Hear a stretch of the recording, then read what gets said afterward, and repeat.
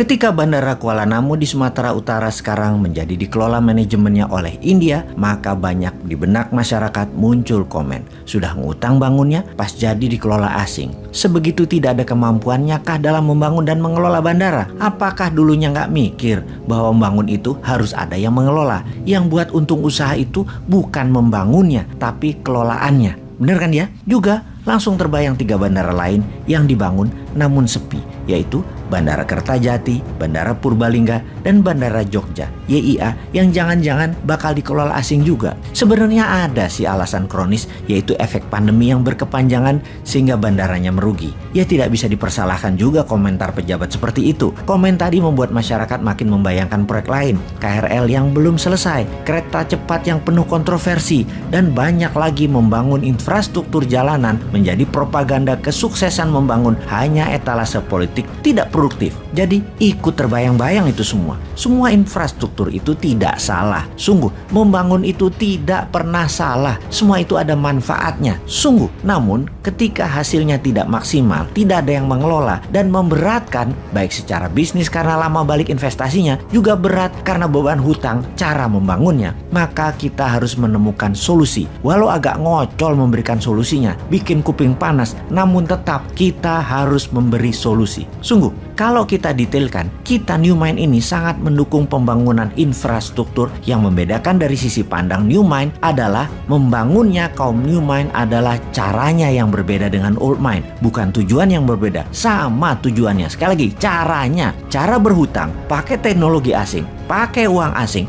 pakai orang asing, bahan procurementnya asing, itulah yang dikritik New Mind. Kita ingatkan sekali lagi, biar lebih paham. Membangun infrastruktur tidak salah. Yang salah itu kok bisa-bisanya dibohongi oleh pejabat di lingkungannya dengan mengatakan bahwa membangun infrastruktur itu wajib, bahkan pakai hutang dan dana asing pun gak apa-apa. Padahal berbarengan dengan itu semua, karena ada unsur asingnya, bisa jadi ini hanya akal-akalan yang pasti bisa membawa keuntungan pribadi pejabatnya. Bener deh, berhutang dengan asing itu salah. Membangun pakai asing itu caranya salah. Namun karena tidak tahu, tidak paham, tidak ngerti, ya ambiar jadinya keuangan negaranya. Dengan makin meningkatnya hutang dan uang beredar jadi sedikit di masyarakat. Kita rincikan, kita tahu di dalam membangun infrastruktur itu ada 2 macam. Ada infrastruktur statis, ada infrastruktur dinamis. Statis itu diam, seperti jalanan, jembatan, bandara, pelabuhan, rel. Infrastruktur dinamis adalah kendaraan yang mengisinya. Mobil, motor, pesawat, kapal laut yang mengisinya. Manusia yang mengisinya, barang-barang. Barang konsumtif,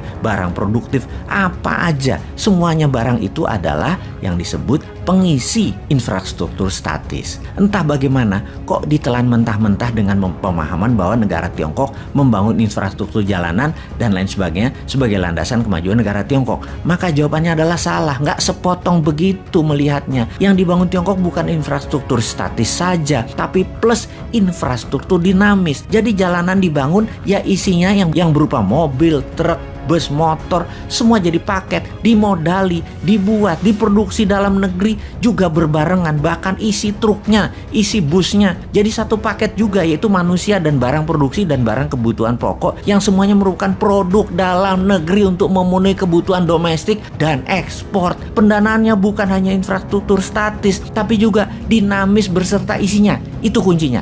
Maka kalau tidak sepaket pasti ambiar, dan terbukti sekarang BUMN karya-karya yang membangun jalanan ambiar semua. Kontraktor dan subkontraktor punya piutang tagihan tak terbayar di proyek-proyek tersebut. Karena IRR returnnya hanya dari infrastruktur statis yang gak bakal balik modal lama. Apalagi hanya mengandalkan isi kendaraan kebutuhan pribadi, bukan produktif serta komersial yang hanya ngabis-ngabisin bensin, oli, dan makin banyak impor lah kalau kayak gitu. Bukti lain lagi, kita ini niru Tiongkok hanya bungkusnya disertai ketidakfahaman bernegara pejabatnya. Jadi kasihan dan malu banget kalau dikupas kayak begini.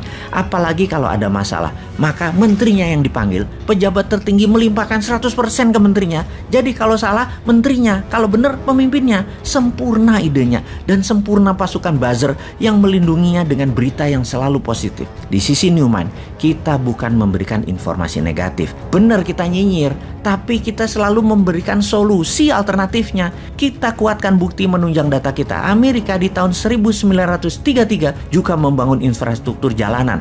Namun tujuannya adalah demi industri mobil dan industri gasolin meningkat kebutuhannya. Strategi itu namanya create demand. Jepang setelah Perang Dunia Kedua membangun rel dan kereta api hingga kereta cepat dalam 20 tahun. Semua 100% produk dalam negeri Jepang. Tujuannya sekali lagi, create demand.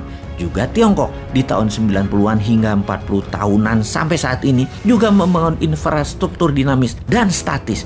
Juga untuk satu hal, create demand. Sementara kalau hanya infrastruktur statis yang dibangun itu bukan create demand, tapi create supply. Yang punya demand, yang punya kebutuhan siapa? Ya pabrik Tiongkok yang perlu. Mereka memastikan bahwa produknya bisa sampai ke ujung desa-desa di seluruh wilayah. Yang tidak paham mengelola ekonomi dan membangun infrastruktur statisnya manut. Yang sesungguhnya create demand produk Tiongkok dengan disediakan infrastruktur statis di provinsi-provinsi lain di luar mainland Tiongkok. Sahabat, mudah-mudahan pada nggak paham ya dengan informasi kali ini.